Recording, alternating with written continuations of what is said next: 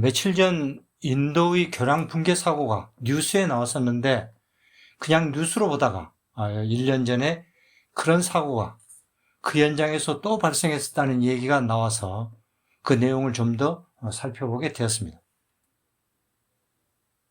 교량의 위치는 인도 북동부 비하르주인데 이곳은 네팔의 남쪽, 방글라데시의 서쪽에 위치하고 있습니다. 이곳을 흐르는 겐지스강을 건너는 그러한 교량입니다. 교량 이름은 이 교량으로 연결되는 강 양쪽에 지역 이름으로 된 술탄간지 아구와니갓 교량입니다.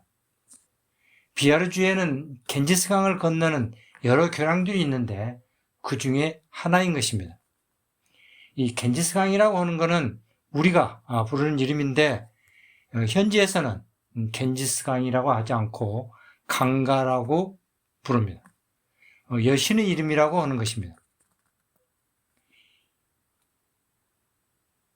이 강은 방글라데시로 흐르게 되는데 방글라데시아는 이 강을 파드마 강이라고 부릅니다. 이번 내용과는 상관없지만 방글라데시 파드마 교량 공사는 규모가 굉장히 큰, 굉장히 어려운 난공사라는 점에서 많은 주목을 받았었습니다. 그런데 더 유명한 것은 공사를 위한 원조 자금을 지원하기로 했던 월드뱅크 등이 공사와 관련된 정부의 부정부패를 이유로 차관을 취소해버렸습니다. 그래서 한동안 매스컴의 주목을 받았던 거죠. 이런 기회를 이용해서 중국이 뛰어들어와서 중국 자금으로 공사를 했던 겁니다. 20억 불 이상의 공사비가 들었다라고 알려졌습니다. 이 교량은 1년 전쯤 완공이 됐는데요. 이 교량은 2층으로 구조가 되어 있습니다. 그래서 아래층이 철도가 지나갑니다. 이 붕괴 현장 상륙 쪽에 한 150km 정도 되는 곳에 우리나라 대우건설이 현지 회사 L&T와 조인트 벤처로 수주하여 공사 중인 현장이 있습니다. 그래서 이 붕괴 사고 뉴스를 처음 볼 때, 이거 대우 현장 아닌가? 이런 생각도 했었던 겁니다. 교량 형식은 사고 현장과 같이 그런 형식의 교량이며 규모는 이 붕괴 현장보다도 훨씬 더 큰 4억 8천만 불짜리로 규모가 한 2배쯤 이상 되는 그런 공사입니다. 이 공사는 공사 진행이 잘 되어서 거의 마무리 단계에 있다고 합니다. 붕괴된 교량은 전체 30경관을 갖는 한 3km 정도의 길입니다. 교량에서 경관이라는 용어는 교각과 교각 사이를 말하는 것인데 30경관은 교량을 지탱하는 기둥이 30개 있다. 그런 의미입니다. 2014년 2월에 착공해서 2020년 3월 완공 계획으로 6년 공기로 공사를 시작했었는데 현재 진행이 많이 지연이 돼서 2023년 말 준공 목표로 추진을 하고 있었던 겁니다. 그런데 이번 사고 때문에 더 많이 늦어질 것 같습니다.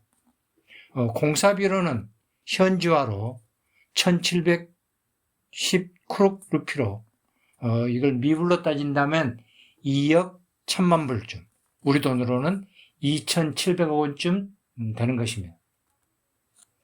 시공은 현지 회사인 SP 싱글라 건설사입니다. 이 회사는 유사한 많은 교량 건설 경험이 있다라고 합니다. 현장의 설계는 캐나다의 맥클헤이니가 상판 슬라브를 설계했습니다.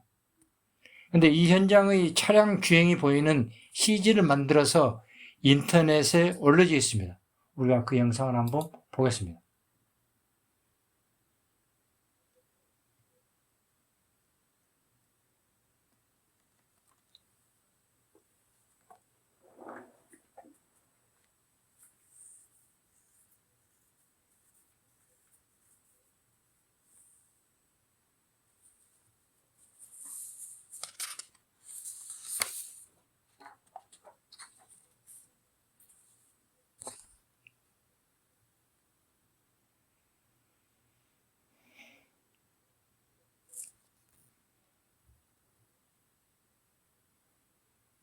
이 교량 형식이 현지 신문이나 시공회사에서는 사장교로 소개를 하고 우리나라에서도 그대로 사장교라고 보도를 했습니다. 그런데 캐나다 설교회사는 엑스트라 도우주 교량이라고 소개를 합니다. 시공사 홈페이지에 소개된 이런 공사 내용입니다. 이 4차선 사장교라고 소개를 하고 있습니다. 캐나다 설교회사의 설명입니다. 엑스트라 도우주드 교량 형식이라고 소개를 하고 있습니다. 엑스트라 도우주드 교량은 상판을 줄로 잡아당긴다는 면에서는 사장교와 비슷하게 보입니다. 그런데 이 엑스트라 도우주드 교량은 경관도 짧고 주탑도 아주 낮게 되어 있어 그리고 비용도 훨씬 더 적게 드는 그러한 교량 형식입니다. 긴 경관이 필요 없는 장소에 더 비용이 많이 드는 사장교 형식을 할 필요가 없는 것이죠.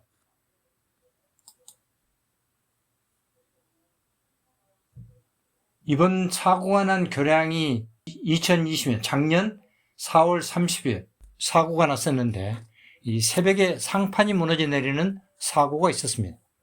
교각에 달린 양쪽 슬라브가 무너졌는데 무너진 모양은 이번 사고에 비해서 비교적 정리된 그런 모양이 보입니다. 이번 사고는 6월 4일 일요일에 일어났는데 세 개의 교각과 연결된 슬라브들이 마치 폭탄을 마신 듯이 붕괴되었고 이때 강을 건너기 위해 선착장에 사람들이 많이 있어서 붕괴 장면의 영상들이 많이 나와 있습니다. 우리나라에서 방영된 영상을 한번 보도록 하겠습니다.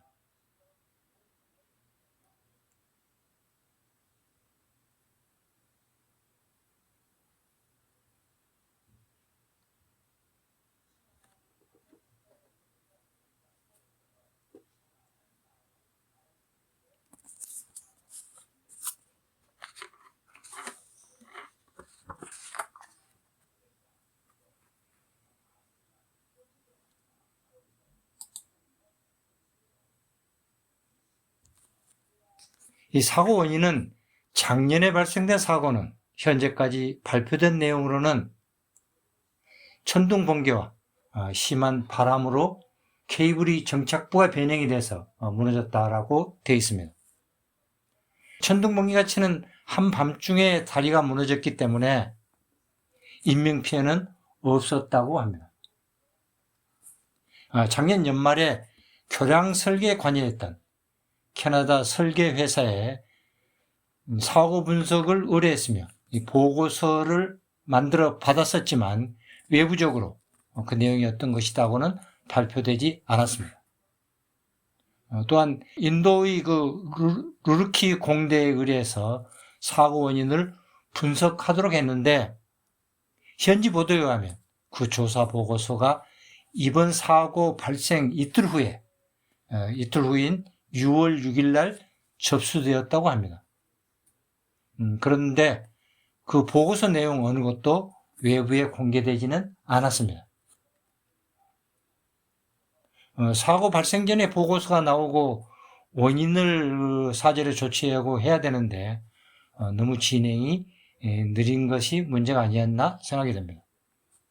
이번 붕괴 사고가 나고 나서 곧바로 담당 공무원이 의도적 철거였다 이렇게 발표를 했는데 사실 무너지는 동영상을 보면 일부러 폭발시킨 듯이 보이기도 합니다.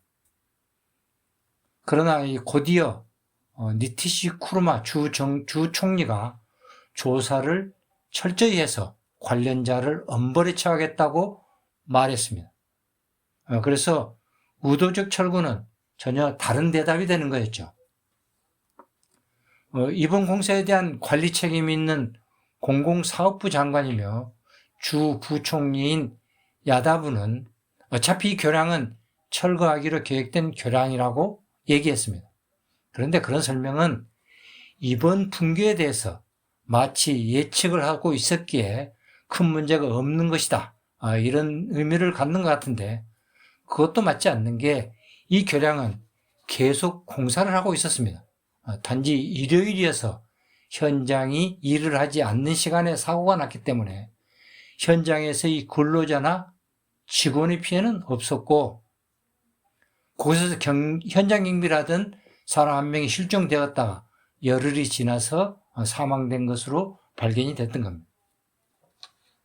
이 사고가 난 후에 야당에서는 이 사고를 정치적인 공세에 활용을 했습니다. 그래서 현 정부의 부패로 사고가 발생했다. 그래서 이 사고를 방지하는 해결책은 정권 교체밖에 없다. 이렇게 주장하고 있는 것입니다. 그러니까 교량사고를 정치적인 선전에 이용을 하는 것이죠. 현지에서 이번 붕괴 사고를 보도하면서 유난히 이 지역에서 교량사고가 많이 발생한다. 이러고 보도한 내용입니다. 이 사고 외에 7개의 교량사고가 있었음을 보도하고 있습니다. 이 중에는 오래된 교량이 무너진 것도 있지만 시공 중에 발생한 사고도 3건이나 됩니다. 건설 현장에서의 정확한 사고 원인 조사는 유사한 사고를 방지하기 위한 교훈으로 굉장히 중요한 일이죠. 그런데 그런 일을 소홀히 하면 이런 사고들이 되풀이될 것입니다.